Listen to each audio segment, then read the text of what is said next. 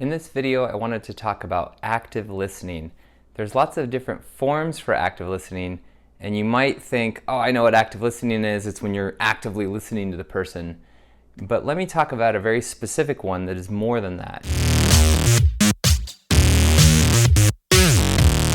So there's 3 steps to this form of active listening. It's 1, being able to show that you can repeat what the person is saying. Oftentimes, when I'm talking to someone, if I ask them if they understand what I'm saying, they say yes. But when I ask them to repeat it back to me, it's clear that they're hearing something totally different and not even close sometimes.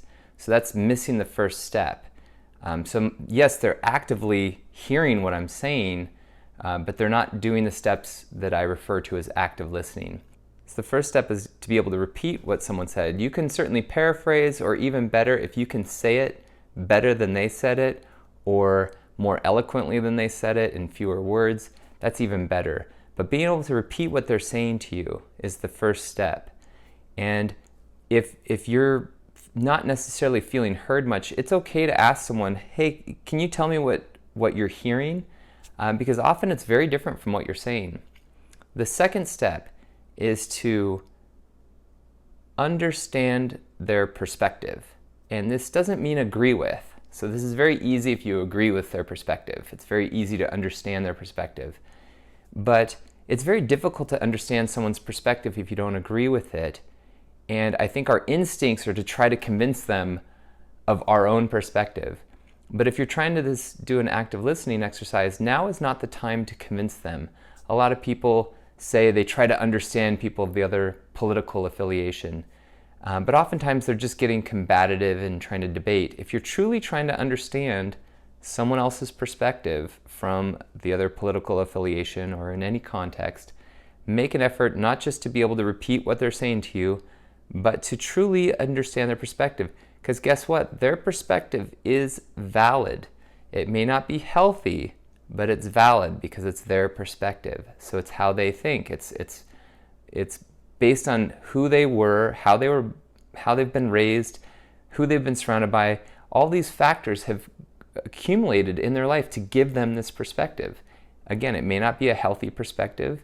It may not be a correct perspective, but it's certainly valid because it is theirs. So it's their perspective.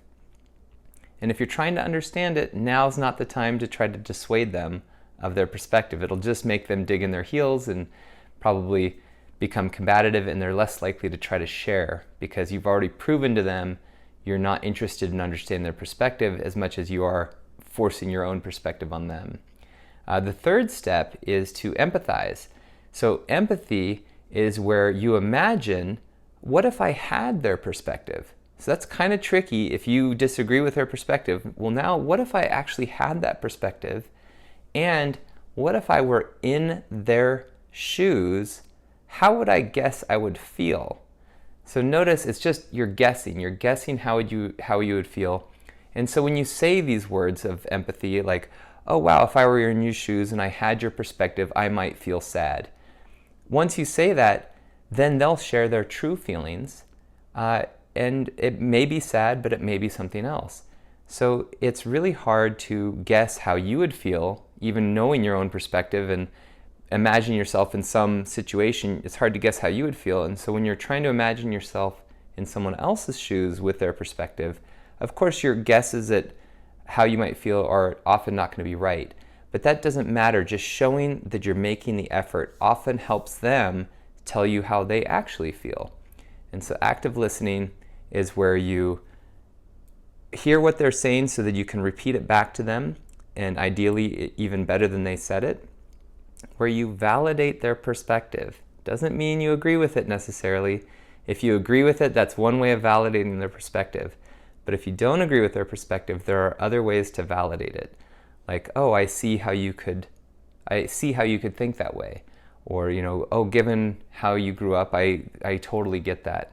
And then empathy. So imagine you had their perspective and were in their circumstance. How might you feel? That's empathy. And there is a danger to this active listening. When I learned about this particular form of active listening, I started checking in with people who were listening to me. And what I noticed is a lot of my friends were able to quickly and easily articulate back to me what I was saying.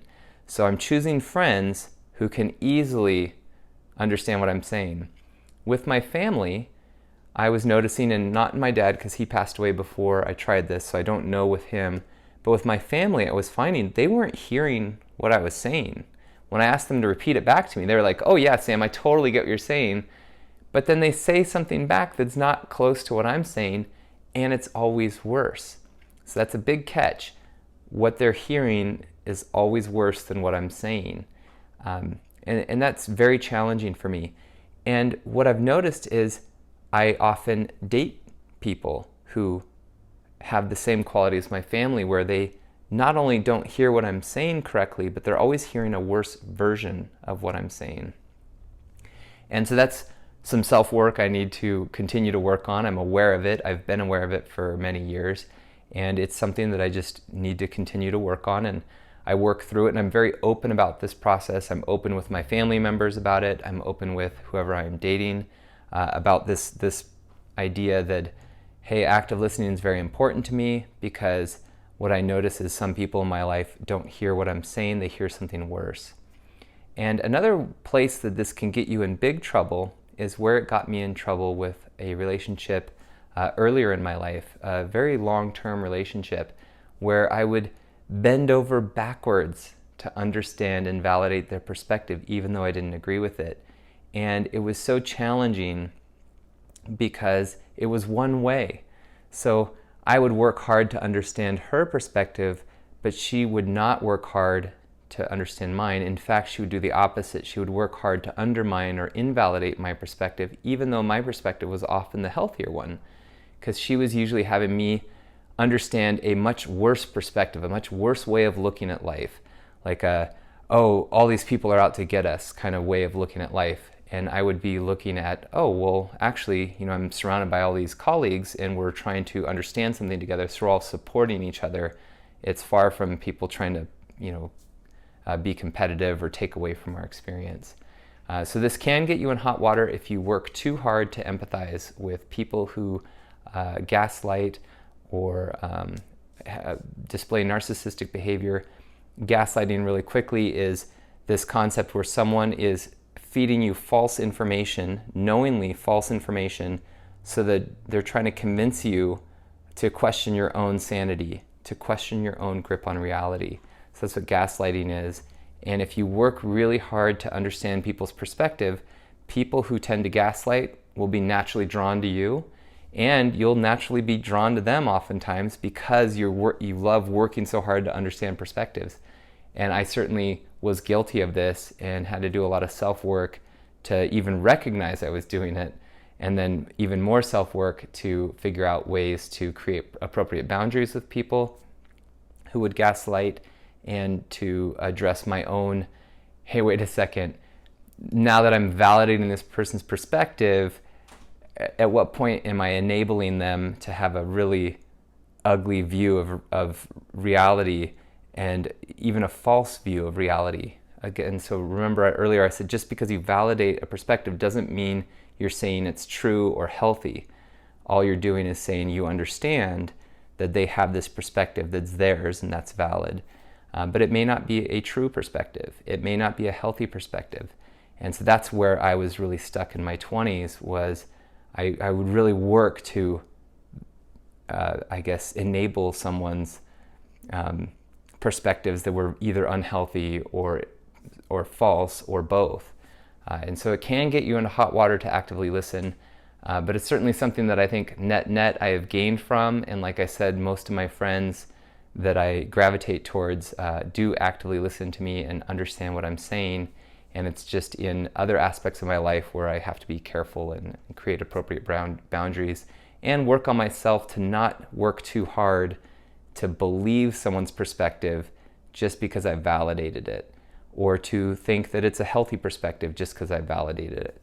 Sometimes I can recognize now, oh, that's a very unhealthy perspective to have. It's valid because it's yours, but it's very unhealthy. So again, thanks for tuning into my channel. Hit the like button if you're interested in these videos, or the subscribe if you want to watch more, and comments are always welcome. Thank you.